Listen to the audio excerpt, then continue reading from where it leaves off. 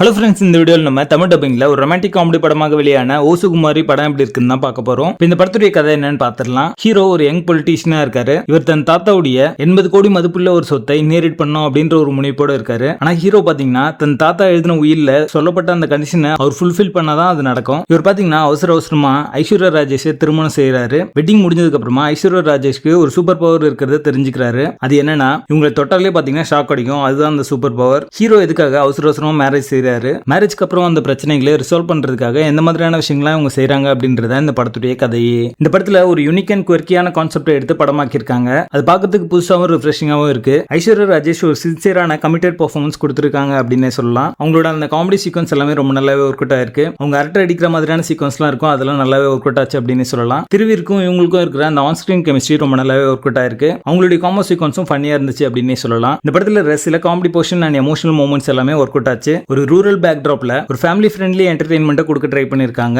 பிரெடிக்டபிளான screen play இந்த படத்துக்கான மைல்ஸாவே அமைஞ்சிருக்கு. சில காமெடி நல்லா இருந்தாலுமே சிலதெல்லாம் பாத்தீங்கன்னா ரொம்ப திணிச்ச மாதிரியான ஒரு ஃபீல் தான் வருது. செகண்ட் ஹாஃப்ல கோர் கான்செப்ட் வந்து டைல்யூட் ஆன மாதிரியான ஒரு ஃபீல் வரதான் செய்யுது. எமோஷனல் கான்ஃபிளிக்ட் எல்லாத்தையும் இன்னும் கொஞ்சம் பெட்டரா ஸ்டேஜ் பண்ணிருக்கலாம் அப்படிங்கிற மாதிரி தோணுச்சு. ஒரு நல்ல பொட்டன்ஷியல் இருந்தாலுமே ஒரு வீக்கான ரைட்டிங், அன்இவன் டைரக்ஷன் எல்லாமே இந்த படத்துக்கான மைல்ஸாவே அமைஞ்சிருக்கு. படத்துடைய பேசிங் ஆவரேஜா இருக்கும். மொத்தத்துல இது ஒரு ஒன் டைம் வாட்சபிள் மூவியா வந்திருக்கு. படத்துல அடர்கான இந்த படத்தை நீங்க ஃபேமிலியோட பார்க்கலாம். ஓசுகுமாரி படத்துக்கு எங்களோட ரேட்டிங் 5 out of 10.